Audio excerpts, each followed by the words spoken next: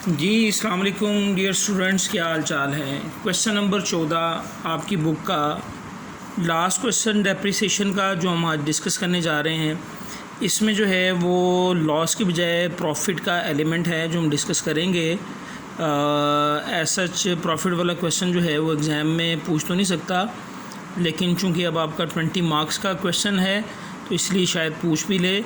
लेकिन आपको जो है वो थ्योरी के पॉइंट ऑफ व्यू से आपको ये सारा कुछ पता होना चाहिए कि प्रॉफिट की एंट्रीज़ क्या होंगी at the time of disposal of fix asset. तो क्वेश्चन नंबर 14 आपके सामने है। मेरे पास पेज है बुक का 252। आपका जो भी पेज है, जो भी वेरिएंट है आपके पास बुक का, इसमें कह रहा है कि transport company purchase 10 motor trucks at ₹90,000 each on 1 April 2002। जी 10 मोटर ट्रक ख़रीदे उसने 90,000 का एक 1 अप्रैल 2002। भले वक्तों की बात है, 90,000 का मोटर ट्रक आ रहा है। On 1 October 2004 one of the truck got an accident. जी 2002 भी शांति के साथ गुजर गया। शांति कौन है आपको पता है। 2003 भी जो है वो शांति के साथ गुजर गया, लेकिन 2004 में जो है वो एक ट्रक का एक्सीडेंट हो गया एंड वाज कम्प्लीटली डिस्ट्रॉयड, और वो कम्प्लीटली डिस्ट्रॉय हो गया। ₹54,000 are receive from the insurer in full settlement. Insurer से यानी इंश्योरेंस कंपनी से 54,000 जो है वो इस मोटर ट्रक के हमें रिसीव हुए इन फुल सेटलमेंट, क्योंकि ट्रक की इंश्योरेंस करवाई गई होगी तो ऑब्वियसली ट्रक डिस्ट्रॉय हुआ तो इंश्योरेंस कंपनी ने जो क्लेम था वो अदा कर दिया और वो 54,000 था। अब हमने जो है वो 1 अक्टूबर 2004 पर देखना है कि इस ट्रक की जो है वो नेट बुक वैल्यू कितनी थी, और हमें जो 54,000 मिल रहा है क्या वो नेट बुक वैल्यू से ज़्यादा है या कम है। अगर तो नेट बुक वैल्यू से कम होगा तो लॉस होगा, अगर ये जो इंश्योरेंस क्लेम है नेट बुक वैल्यू से ज़्यादा होगा तो वो प्रॉफिट होगा ऑब्वियसली। और ये चूँकि क्वेश्चन प्रॉफिट वाला है तो ये 54,000 जो है वो जो एक्सीडेंटल ट्रक है उसकी नेट बुक वैल्यू से ज़्यादा होगा। On the same day another truck was purchase for some of ₹1 lakh. जी उसी तारीख पर, उसी दिन जो है वो एक और मोटर ट्रक जो है वो 1 लाख का हमने परचेज़ किया, यानी 1 अक्टूबर 2004 पे। The company wrote off depreciation at 20% on the original cost per annum. 20% जो है वो रेट ऑफ डेप्रिसिएशन है, और पर एनम हमें बता रहा है कि हमने जो है वो पीरियड ऑफ ऑनरशिप को फॉलो करना है, और मेथड जो है वो ओरिजिनल कॉस्ट का है। And observe the calendar year as its financial year, यानी कैलेंडर ईयर को फाइनेंशियल ईयर के तौर पे इस्तेमाल कर रही है। यानी कैलेंडर ईयर स्टार्ट होता है 1 जनवरी से और एंड होता है 31 दिसंबर को, तो ये हमारा फाइनेंशियल ईयर है। Give the motor truck account from 2002 to 2004। 2002 से 2004 तक हमने मोटर ट्रक अकाउंट बनाना है। तो आइए इसको शुरू करते हैं। देखें आपके सामने ये मैंने फॉर्मेट जो है वो बना दिया है मोटर ट्रक अकाउंट, ठीक। और डेट है हमारे पास जनाब 2002। तो 2002 1 अप्रैल को स्टार्ट करते हैं। यहाँ पर लिखते हैं जनाब 2002 अप्रैल 1। जी ये एज्यूम करते हुए कि ये हमने कैश पर बाय किए हैं, और 90,000 का एक ट्रक है और 10 ट्रक हमने बाय किए हैं, तो ये हमारे पास आ जाएगा जनाब 9 लाख, ठीक है। और आपको पता है कि जैसे कि मैंने पहले भी अर्ज़ किया कि 2002 जो है वो शांति के साथ गुजर गया।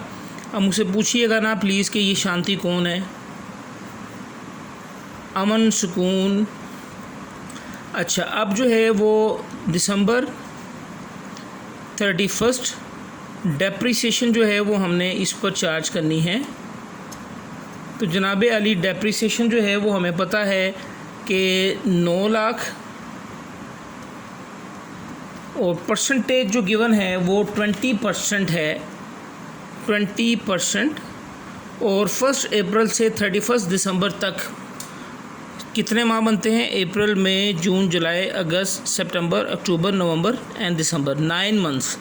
तो 9 मंथ्स की डेप्रिसिएशन जो है वो आप कैलकुलेट कर लें 9/12 करके। तो जनाब ये हम जो है वो डेप्रिसिएशन की कैलकुलेशन करते हैं। 9 lakh multiply 20% multiply 9 divided by 12, ये हमारे पास आ गया 1,35,000।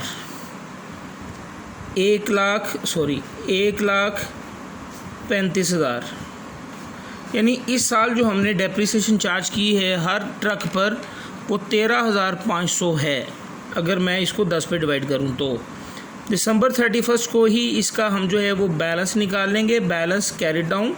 तो 9,135,000 जो है वो इसमें से हम जो है वो सब्ट्रैक्ट कर देते हैं। 9 लाख में से माइनस किया 135,000, तो द आंसर विल बी 765,000। 7,65,000 ये हमारे पास बैलेंस बच गया। 2003 में जाते हैं, जनवरी 1 और बैलेंस ब्रॉट डाउन 7,65,000। तो जनाब एज़ यू नो कि ये साल भी शांति के साथ हमने गुजारा। 2003 क्योंकि एक्सीडेंट जो हुआ है वो 2004 में हुआ है, गालिबन 2004 में शांति का सबको पता चल गया था। तो दिसंबर 31 डेप्रिसिएशन हम चार्ज करेंगे। ओरिजिनल कॉस्ट है तो 9 लाख मल्टीप्लाई 20%। अब पीरियड ऑफ ऑनरशिप चूँकि 2003 पूरा का पूरा जो है हमने यूटिलाइज़ किया इन ट्रक्स को, तो 9 लाख पर आप 20% चार्ज कर लें तो ये 1,80,000 हमारे पास डेप्रिसिएशन आ गई। अगर इस 1,80,000 को, चूँकि ये 10 मोटर ट्रक्स की डेप्रिसिएशन है, अगर 1,80,000 को मैं 10 से डिवाइड करूँ तो इसका मतलब है कि इस साल हर एक ट्रक पर मैंने 18,000 डेप्रिसिएशन चार्ज की, और इस साल पिछले साल हर ट्रक पर मैंने 13,500 डेप्रिसिएशन चार्ज की। तो इसका बैलेंस निकालें। 7,65,000 जनाब, 7,65,000 में से ये आंसर माइनस करें तो 5,85,000 ये हमारे पास दिसंबर 31 को इसका बैलेंस कैरी डाउन आ गया। 2004 क्वेश्चन भी हमने 2004 तक करना है, और ये 2004 जो है हमारा आखिरी साल है। जनवरी 1 बैलेंस ब्रॉट डाउन 5,85,000। आपको पता है कि इस साल जो है वो क्या हुआ, इस साल जो है वो शांति के साथ हमने गुजारा। कब तक? वो कह रहे हैं जनाब ऑन 1 अक्टूबर 2004। 1 अक्टूबर 2004 को एक्सीडेंट हुआ जनाब। तो अगर हम इसको देखें, इसकी कैलकुलेशन करें तो जनाब अली इसको थोड़ा सा मैं कुछ यूं कर देता हूँ यहाँ करके। तो 2004 और अक्टूबर 1 पहले तो हम इसकी कैलकुलेशन करते हैं कि अक्टूबर 1 तक इसकी नेट बुक वैल्यू कितनी थी। तो देखते हैं जनाब, ये मैं पेपर जो है वो यहाँ से टीयर ऑफ कर देता हूँ।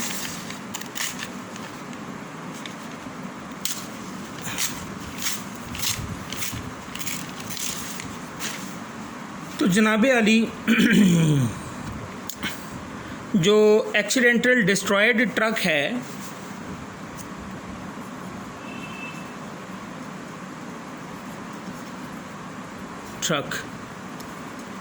ये वर्किंग 1 या नोट 1, तो यहाँ पर लिख देते हैं डेप्रिसिएशन ऑन डिस्ट्रॉयड ट्रक या एक्सीडेंटल ट्रक।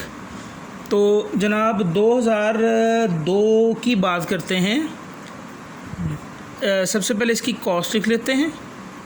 कॉस्ट जो है वो हमारे पास एक ट्रक की 90,000 है और इसमें से लेस कर देते हैं डेप्रिसिएशन, ठीक है, फॉर 2002।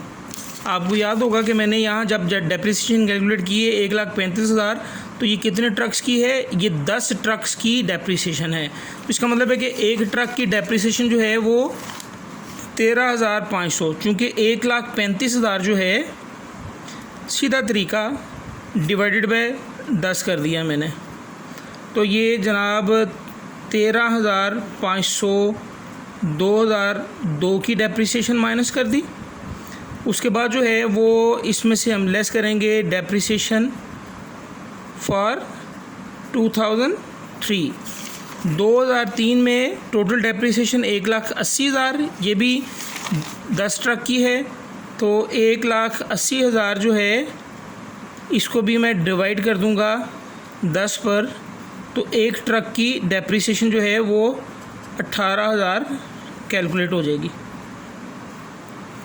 अच्छा, अब इसमें से लेस करना है हमने डेप्रिसिएशन फॉर 2004। अच्छा, अब देखें जो एक ट्रक जो एक्सीडेंट जिसका हुआ है उसकी नेट बुक वैल्यू है, उसकी कॉस्ट जो है वो 90,000 है। 90,000 पर 20% जो है वो हमने चार्ज करना है और मल्टीप्लाई करना है कितने माह। एक्सीडेंट कब हुआ? 1 अक्टूबर को। तो जनवरी से लेके 1 अक्टूबर तक तो हमने इस ट्रक को इस्तेमाल किया। जनवरी, फरवरी, मार्च, अप्रैल, मई, जून, जुलाई, अगस्त, सितंबर, अक्टूबर में नहीं जाना हमने क्योंकि ये 1 अक्टूबर it is the first day of the month. तो 9 मंथ्स की डेप्रिसिएशन जो है वो कैलकुलेट करेंगे 9/12। तो हमारे पास 9 मंथ की डेप्रिसिएशन जो है वो ऑलरेडी हमने कैलकुलेट की हुई है। तो 13,500 जनाब ये भी माइनस करेंगे क्योंकि हमने 2004 में इसको 9 मंथ से इस्तेमाल किया है। अब इसकी जो है वो नेट बुक वैल्यू निकालें जनाब, नेट बुक वैल्यू, ठीक है, at the time of accident. तो जनाब अली 90,000 माइनस 13,500 माइनस 18,000 और माइनस 13,500, ये हमारे पास आ गया 45,000। At the time of accident ये जो डिस्ट्रॉयड ट्रक है उसकी नेट बुक वैल्यू 45,000 है और इंश्योरेंस क्लेम जो है वो कितना है? इंश्योरेंस क्लेम जो है जो हमें रिसीव हो रहा है वो 54,000 है। ओब्वियसली ये ज़्यादा है। कितना ज़्यादा है? ये जनाब 9,000 जो है वो ज़्यादा है, ठीक है। तो ये प्रॉफिट है, प्रॉफिट दैट इज़, ये आप इसको कह सकते हैं ये कैपिटल रिज़र्व में हम ट्रांसफ़र कर सकते हैं। तो अब इसकी एंट्री हमने पास करनी है। देखें इसकी एंट्री कैसे आप पास करेंगे? जो ट्रक आपके पास से चला गया उसकी जो बुक वैल्यू है वो 54,000 है और इंश्योरेंस क्लेम जो है वो आप रिसीव कर रहे हैं। नेट बुक वैल्यू 45,000 है, इंश्योरेंस क्लेम जो है वो आप 54,000 जो है वो रिसीव कर रहे हैं। अच्छा, अब आप यूँ करें, यहाँ पर बेटा ब्लैक बॉल पॉइंट किधर है? ब्लैक मार्कर यहाँ पर है, दिखाएं मुझे। चले, नहीं मिल रहा, कोई बात नहीं। अच्छा देखें, आप कैश को जो है वो आप डेबिट कर लें, ठीक है। जर्नल एंट्री जो है वो मैं पास करने जा रहा हूँ। कैश डेबिट, जितना आपने क्लेम रिसीव किया वो 54,000 का क्लेम रिसीव किया। क्रेडिट कर दें ट्रक अकाउंट को। ट्रक अकाउंट क्रेडिट हो जाएगा कितने के साथ, वो भी 54,000 के साथ। अच्छा, एक एंट्री तो आपने ये पास करनी है कि जितनी अमाउंट मिल रही है उतने से कैश को डेबिट कर लें। अगर इंश्योरेंस कंपनी ने क्लेम अदा नहीं किया तो इंश्योरेंस क्लेम को डेबिट कर लें। अगर आप इस डिस्ट्रॉयड ट्रक को अगर बेचना चाहते हैं, फुली डिस्ट्रॉयड ना हो और आप बेचना चाहते हैं और उधार पर बेचना चाहते हैं तो पार्टी को भी डेबिट कर सकते हैं। Any how what ever the case में भी, जो सेल प्रोसीड्स हैं या इंश्योरेंस क्लेम है उसके साथ ये आपने एंट्री पास करनी है। And the problem is this कि इस ट्रक की जो नेट बुक वैल्यू है वो 45,000 है। आप ट्रक को क्रेडिट कर रहे हैं 54,000 के साथ। इसका मतलब है कि आप ट्रक को ज़्यादा अमाउंट के साथ क्रेडिट कर रहे हैं, जबकि ट्रक को 45,000 के साथ क्रेडिट करना चाहिए। तो दूसरी आप इसकी एंट्री पास करेंगे जनाब, ट्रक को चूँकि आपने ज़्यादा क्रेडिट कर दिया है इसलिए आप जो है वो ट्रक अकाउंट को आप दोबारा डेबिट करेंगे 9,000 के साथ। और हर डेबिट का क्रेडिट ज़रूर होता है। ये 9,000 जो है ये हमारा प्रॉफिट है और ये कैपिटल रिज़र्व को ट्रांसफ़र कर देंगे। कैपिटल रिज़र्व ये क्रेडिट हो जाएगा। तो ये दो एंट्रीज़ हैं जिसका इम्पेक्ट हमने अकाउंट में डालना है। देखें, अब ये सारा काम जो है वो हम साल के एंड पर भी कर सकते हैं और अक्टूबर 31 को भी कर सकते हैं। लेकिन ये जो डेप्रिसिएशन है ना, ये जो आपने ये जो कैलकुलेट की हुई है 2004 की, that must be charge to the motor truck account on 31 December. तो आइए जनाब देखते हैं हम। सबसे पहले तो इस एंट्री का इम्पेक्ट आप डालें। Cash debit truck account credit, cash debit truck account credit 54,000 के साथ, और यहाँ पर लिख लें कैश। आगे आप लिख सकते हैं ये इंश्योरेंस का क्लेम है, ठीक है। दूसरा इम्पैक्ट जो है वो मोटर ट्रक जो है वो डेबिट हो रहा है 9,000 के साथ। तो मोटर ट्रक को 9,000 के साथ जो है वो आप डेबिट कर लें, ठीक है। और ये कब होगा, ये अक्टूबर 1 को। कॉरस्पॉन्डिंग अकाउंट कैपिटल रिज़र्व है, कैपिटल प्रॉफिट जो है वो कैपिटल रिज़र्व में ट्रांसफ़र कर देते हैं। ये कैपिटल रिज़र्व आपने लिख दिया। अच्छा, अब उसके बाद अब आप क्या करेंगे, वो सेम डेट पर कह रहे हैं कि एक और मोटर ट्रक हमने ख़रीदा है 1 लाख का। तो 1 अक्टूबर को ही कैश के अगेंस्ट आपने 1 लाख का ट्रक ख़रीद लिया, ठीक है। ये तो इम्पेक्ट हो गया जब आपने इंश्योरेंस की रकम ख़रीदी, इंश्योरेंस की रकम रिसीव की और नया ट्रक ख़रीदा। ये एंट्रीज़ का इम्पेक्ट आपने दिखा दिया। लेकिन इसमें याद रखिएगा कि ये डेप्रिसिएशन जो है, जो डिस्ट्रॉयड ट्रक की है, ये स्टिल जो है वो भी आपने खाते में शो नहीं की। ये 31 दिसंबर को हम शो करेंगे। तो जनाब 31 दिसंबर को हम जो है वो डेप्रिसिएशन जो है वो शो करते हैं, दिसंबर 31।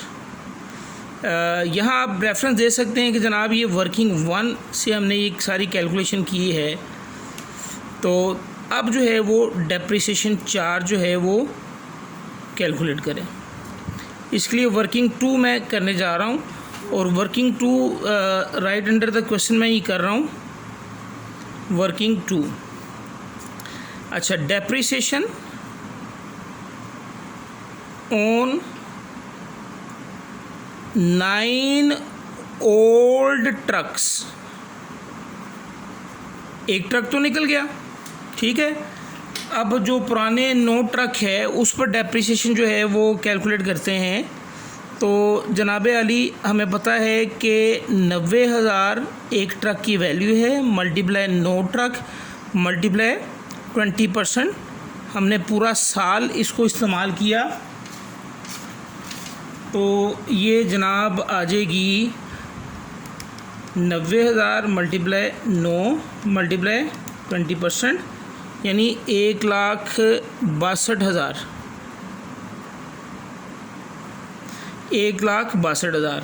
अगर आप इस तरह नहीं करना चाहते, आपको पता है कि पूरे एक साल की जो डेप्रिसिएशन है वो 1,80,000 है, तो 1,80,000 जो है ये 10 ट्रक की है, 10 से डिवाइड कर दें और 9 से मल्टीप्लाई कर दें। आपके पास जो है वो आंसर जो है वो 1,62,000 ही आएगा। मैंने 1,80,000 को 10 से डिवाइड किया और 9 से मल्टीप्लाई कर दिया। अच्छा, अब यहाँ पर दूसरा एलिमेंट शामिल होगा, डेप्रिसिएशन ऑन एक्सीडेंटल ट्रक या डिस्ट्रॉयड ट्रक। जो ट्रक डिस्ट्रॉय हुआ है वो इसी साल हुआ है और अक्टूबर से पहले यानी 9 मंथ्स आपने उसका बेनिफिट ऑब्टेन किया है।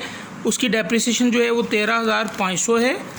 तो 13,500 जो है जनाब वो भी इसमें ऐड कर दें, 13,500। उसके बाद जनाब ये नया ट्रक 1 लाख वाला ख़रीदा है, तो डेप्रिसिएशन ऑन न्यू ट्रक ये 1 लाख का ट्रक है और इस पर 20% हमने डेप्रिसिएशन चार्ज करनी है। और ये 1 अक्टूबर को ख़रीदा है, अक्टूबर नवंबर दिसंबर, तो 3 माह का बेनिफिट हमने ऑब्टेन किया, तो 3/12 कर देंगे जनाब।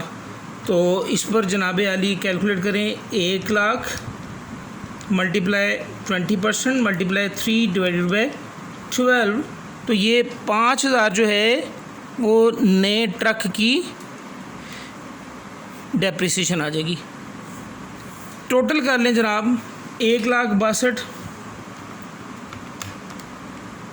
जमा 13,500 जमा 5,000, तो 1,80,500 ये हमारे पास टोटल डेप्रिसिएशन आ गई फॉर द ईयर 2004। 1,80,500। उम्मीद है कि आपको नज़र आ रही होगी। तो 1,80,500 ये इसकी डेप्रिसिएशन आ गई। अब जो है वो टोटल करें ताकि हम बैलेंस निकाल सकें। तो दिसंबर 31 को ही इसका बैलेंस निकालेंगे। बैलेंस कैरिड डाउन, डेबिट का टोटल करें 5,85,000 जमा 9,000 जमा 1 लाख, ये हमारे पास आ जाएगा 6,94,000। 6,94,000। अच्छा, ये जो है वो बीकॉम के लेवल का क्वेश्चन है, इसमें से ये निकाल दें। क्रेडिट साइड का 54,000 माइनस 1,80,500, तो ये हमारे पास जो है वो 459,500 459,500। उसके बाद जो है वो 2005 में जाएं जनाब, और आपको पता है कि जनवरी 1 बैलेंस ब्रॉट डाउन 459,500 और क्वेश्चन को यहाँ पर क्लोज़ कर दें। जो बीकॉम के स्टूडेंट्स हैं इसी तरह के क्वेश्चन उनकी बुक में है, लेकिन वो आगे आपसे 1 साल का और भी पूछ रहा होगा, तो आगे जो है वो कैलकुलेट करना मुश्किल नहीं है। तो याद रखिएगा, यहाँ जो पॉइंट टू बी नोटेड है कि whenever you are selling the any fix asset, तो आपने उसकी नेट बुक वैल्यू कैलकुलेट करनी है, ठीक है, पिछले तमाम सालों की। तो ये कॉस्ट जो है वो 2002 पर जो हमने ख़रीदा वो उसकी कॉस्ट थी, 2002 की डेप्रिसिएशन लेस कर दी, 2003 की डेप्रिसिएशन लेस कर दी। और याद रखिएगा कि जिस साल आप एसेट को सेल आउट कर रहे हैं उस साल की डेप्रिसिएशन भी लेस करके फिर आपने नेट बुक वैल्यू निकालनी है। यहाँ इंश्योरेंस क्लेम भी आ सकता है, यहाँ कैश भी आ सकता है, यहाँ पार्टी भी आ सकती है। और नेट बुक वैल्यू चूँकि कम है, क्लेम आपको ज़्यादा मिल रहा है, तो ये प्रॉफिट का केस है। जब प्रॉफिट का केस होगा तो आपने 2 डबल एंट्रीज पास करनी है। एक डबल एंट्री आपने पास करनी है, जितना इंश्योरेंस क्लेम मिल रहा है उतने के साथ कैश और एसेट को क्रेडिट कर दें। Cash debit, asset credit. अच्छा, अब यहाँ पर प्रॉब्लम ये है कि एसेट जो है वो उसकी बुक वैल्यू स्टैंड कर रही है कितनी, 45,000, और आप जो है वो एसेट को क्रेडिट कर रहे हैं 54,000 के साथ। 9,000 का जो डिफरेंस आपने ज़्यादा क्रेडिट किया है, उस एसेट को जो है वो डेबिट कर दें, और 9,000 जो है वो कैपिटल रिज़र्व में आप ट्रांसफ़र कर दें। अब इन 2 डबल एंट्रीज़ की पोस्टिंग जो है वो अकाउंट्स में इनकॉर्पोरेट कर दें। और याद रखिएगा कि जब आपने डेप्रिसिएशन कैलकुलेट करनी है, जो मौजूदा ट्रक हैं, जो मौजूदा एसेट है, उसकी डेप्रिसिएशन कैलकुलेट करें। जो एसेट सेल कर दिया या जो एसेट का इंश्योरेंस क्लेम आपने रिसीव कर लिया, उसकी डेप्रिसिएशन भी इसमें चार्ज करें। और अगर कोई नया एसेट ख़रीदा है तो according to the period of ownership, अगर पीरियड ऑफ ऑनरशिप की पॉलिसी इस्तेमाल की जा रही है, उसके मुताबिक जो है वो उसकी डेप्रिसिएशन कैलकुलेट करके ये सारी की सारी डेप्रिसिएशन जो है वो ऐड अप करें और एसेट को क्रेडिट कर दें, बैलेंस निकाल लें, और इस तरह आपका ये क्वेश्चन वाइंड अप हो जाएगा। तो बेटा टेक केयर, अल्लाह हाफिज़। इंशाल्लाह उम्मीद है कि आप बाकी सारे क्वेश्चन जो है वो इस बुक के कर सकते हैं। नेक्स्ट चैप्टर जो हम स्टार्ट करेंगे इंशाल्लाह वो NPOs का होगा, नॉन प्रॉफिट ऑर्गेनाइजेशन या नॉन ट्रेडिंग कंसर्न का होगा इंशाल्लाह। अस्सलाम वालेकुम।